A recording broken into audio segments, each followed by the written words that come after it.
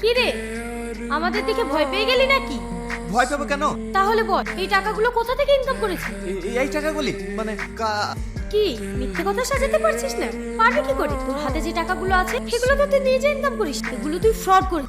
আপনি ঠিকই ধরেছেন, আমি মিথ্যে কথা বলবো না। কিন্তু বিশেষ করে ম্যাডাম, এই টাকাগুলো আমার খুব প্রয়োজন। এই টাকাগুলো না পেলে আমার মায়ের অপারেশন হবে না। তুই কেমন ছেলে? নিজের মাকে বাঁচানোর জন্য পরের টাকা চুরি করতে হয়? এইসব মিথ্যা কথা না আমাদের সামনে বলিস না। না ম্যাডাম, আমি মিথ্যা তো বলছি না। আপনি আমার সঙ্গে হসপিটালে চলুন, আপনি গেলে বুঝতে পারবেন। ঠিক আছে, চ হসপিটাল। তুই কোন মায়ের চিকিৎসা করবি? আজকে আপনার মায়ের অপারেশন হবে, আপনি ক্যাশ কাউন্টারে টাকা জমা করেছেন? না স্যার, অত টাকা আমি ম্যানেজ করতে পারি। আপনি আমাকে এক সপ্তাহ সময় দেন, আমি যে পুরো টাকা ম্যানেজ করে নেব। এটা মুদিখানার দোকান না যে এখন অপারেশন করে দেবো আর তুমি পরে এসে টাকা দেবে। যতক্ষণ না তুমি ক্যাশ কাউন্টারে টাকা জমা করছো ততক্ষণ তোমার মায়ের অপারেশন হবে না। দেখুন, এইভাবে কান্না করে কোনো লাভ হবে না। আপনার মায়ের যদি একদিনের মধ্যে অপারেশন না হয় তাহলে আপনার মায়ের অনেক বড় ক্ষতি হয়ে যেতে পারে। তাই বলছি, যত তাড়াতাড়ি পারেন আপনি টাকার ব্যবস্থা করেন।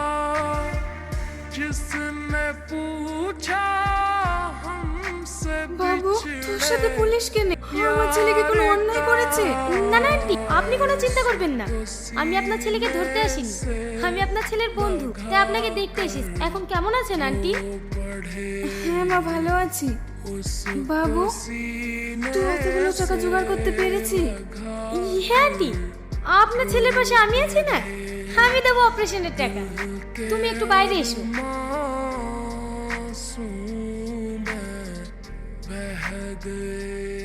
দেখো, আমরা আইনের রক্ষক, কিন্তু তুমি যেটা করেছো সেটা আইনের চোখে অন্যায়। বিশ্বাস করেন ম্যাডাম, এছাড়া আমার কোনো উপায় ছিল না। তোমার মায়ের চিকিৎসার জন্য যত টাকা খরচা হবে আমি দেব। তাই বলছি, তুমি যার অ্যাকাউন্ট থেকে টাকাটা ফ্রড করেছো তাকে ফিরিয়ে দিও। আপনাকে অনেক অনেক ধন্যবাদ। যদি কোনো টাকার প্রয়োজন হয় কোনো রকম লজ্জা না করে আমাকে বলবে। আন্টি, এখন কেমন আছেন? মা, তুমি এসছো? আসো আসো, বসো। থাক থাক, আপনাকে আর উঠতে হবে না। আপনার ছেলে কোথায় গেছে?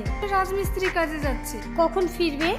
এই তো সময় হয়ে এসছে, কিছুক্ষণের মধ্যেই চলে আসবে। ওই দেখো, টনি চলে এসছে। কি ব্যাপার ম্যাডাম, আপনি কখন এসেছেন? তোমাকে বলিনি আমাকে লেনদেন করবে না? আমি তুমিতেই বেশি খুশি। আচ্ছা ঠিক আছে, তুমি একটু বসো, আমি আসি। না না, আমার জন্য কিছু আনতে হবে না। আচ্ছা, আমি তোমাকে একটা কথা জিজ্ঞেস করি, তুমি এত শিক্ষিত হয়েও রাজমিস্ত্রির কাজ করছো কেন? কি করবো বলো?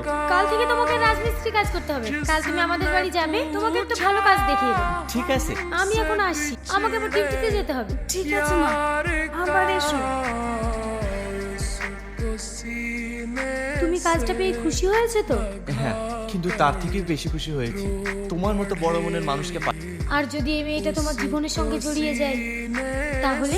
না না, এটা কিভাবে সম্ভব? তুমি হচ্ছে এক উজ্জ্বল নক্ষত্র, আর আমি সেই নক্ষত্রের আলোয় আলোকিত সামান্য একটা জোনা। এটা কখনোই সম্ভব না। এভাবে বলছো কেন? তুমিও তো একটা সৎ ছেলে, তোমার ব্যবহার দেখে আমিও তো মুগ্ধ হয়েছি।